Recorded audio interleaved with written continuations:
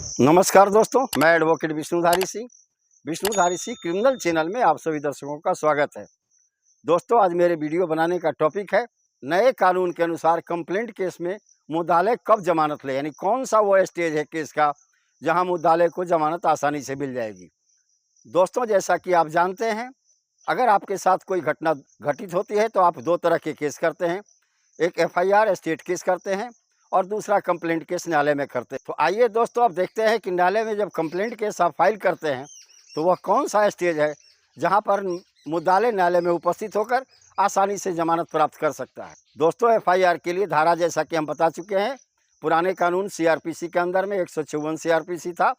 नए कानून के अनुसार में भारतीय न्याय सुरक्षा संहिता की धारा 173 का सब क्लॉज 1 है दोस्तों। लेकिन आज की चर्चा है कंप्लेंट केस में जमानत कब ले, कौन सा स्टेज में ले। तो आइए दोस्तों, नए कानून में कंप्लेंट फाइल करने की प्रक्रिया और किस स्टेज में मुद्दाले जमानत ले कि उसे जमानत आसानी से मिल जाए, इसके बारे में हम चर्चा करें। दोस्तों, जब कोई अपराध आपके साथ घटित होता है तो आप न्यायालय में उपस्थित होते हैं, वहाँ पर एक कंप्लेंट केस फाइल करते हैं।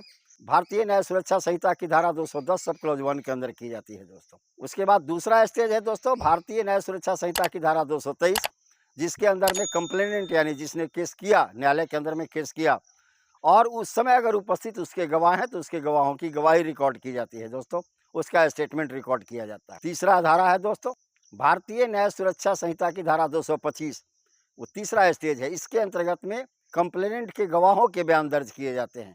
न्यायालय में अगर कंप्लेनेंट कोई गवाह ले जाए, उसके बयान को दर्ज किया जाता है अनुसंधान पूरा करने के लिए, ताकि मजिस्ट्रेट संतुष्ट होकर कि हाँ इस तरह का अपराध हुआ है, वो कॉग्निजेंस ले ले, मुद्दाले पर संज्ञान ले ले और मुद्दाले पर सम्मन जारी कर दे। गवाहों के बयान और कंप्लेनेंट के बयान से अगर मजिस्ट्रेट महोदय संतुष्ट नहीं है, वैसी परिस्थिति में भारतीय न्याय सुरक्षा संहिता की धारा 226 में मजिस्ट्रेट महोदय उस केस को खारिज कर देंगे और मुद्दाले पर कोई संज्ञान नहीं लेंगे। पुनः दोस्तों, भारतीय न्याय सुरक्षा संहिता की धारा 227 से प्रावधान करती है कि अगर कंप्लेनेंट के स्टेटमेंट से, यानी जिसने केस किया उसके बयान से और उसके गवाहों के बयान से मजिस्ट्रेट अगर संतुष्ट हो जाए कि हाँ इस तरह का अपराध मुद्दाले ने किया है इस व्यक्ति के साथ, तो मजिस्ट्रेट उस मुद्दाले के ऊपर में उसके किए गए अपराध का संज्ञान लेगा और उसके बाद मजिस्ट्रेट महोदय उस मुद्दाले पर सम्मन जारी कर देंगे। दोस्तों, सम्मन जारी करने की प्रक्रिया है, जब सम्मन जारी होता है तो 1, 2 से 3 डेट तक देखा जाता है कि मुद्दाले न्यायालय में उपस्थित हो या नहीं।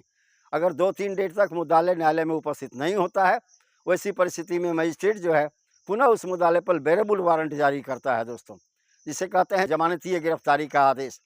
दोस्तों, यही वो स्टेज है जहां पर कोई भी मुद्दाले आसानी से जमानत प्राप्त कर सकता है। कंप्लेंट केस में किसी पर भी कंप्लेंट केस है, जैसे ही मजिस्ट्रेट उसके ऊपर में बेलेबल वारंट जारी करे, तुरंत मुद्दाले न्यायालय में उपस्थित होकर के उस केस में अपने बेल का मांग करे। सम्मन के स्टेज में बेल का मांग करने से कोई फायदा नहीं है दोस्तों, उस समय मजिस्ट्रेट आपको बेल देंगे नहीं।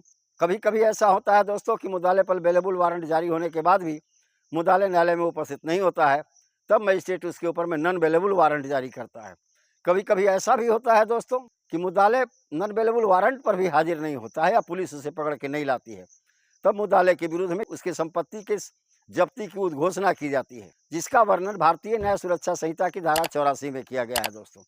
भारतीय न्याय सुरक्षा संहिता की धारा 84 यह प्रावधान करती है कि जब कोई मुद्दाले नॉन बेलेबल वारंट के बाद भी न्यायालय में उपस्थित नहीं होता है या पुलिस के द्वारा गिरफ्तार करके नहीं लाया जाता है, वैसी परिस्थिति में उस मुद्दाले को फरार घोषित करते हुए उसके संपत्ति को जब्त करने की नोटिस न्यायालय के द्वारा जारी कर दी जाती है। पुनः दोस्तों, भारतीय न्याय सुरक्षा संहिता की धारा 85 या प्रावधान करती है 85 प्रावधान करती है, अगर मुद्दाले की संपत्ति को जब्त करने की नोटिस होने के बाद ही मुद्दाले न्यायालय में हाजिर नहीं होता है, ऐसी परिस्थिति में उसके सारे संपत्ति को जब्त कर लिया जाए, यानी attachment of property of accuse persons, यानी मुद्दाले के संपत्ति को अटैच कर लिया जाए ताकि मुद्दाले उसके बाद सरेंडर न्यायालय में कर जाए। देखिए दोस्तों, इस तरह से कंप्लेंट केस में सबसे उत्तम स्टेज है जमानत लेने का मुद्दाले के लिए जब मुद्दाले के ऊपर में बेलेबल वारंट जारी हो जाए, अन्यथा बाद में चल के कुर्की जब्ती तक हो जाएगी और वैसी स्थिति में मुद्दाले को जमानत नहीं मिलेगा, मुद्दाले को जेल जाना ही पड़ेगा।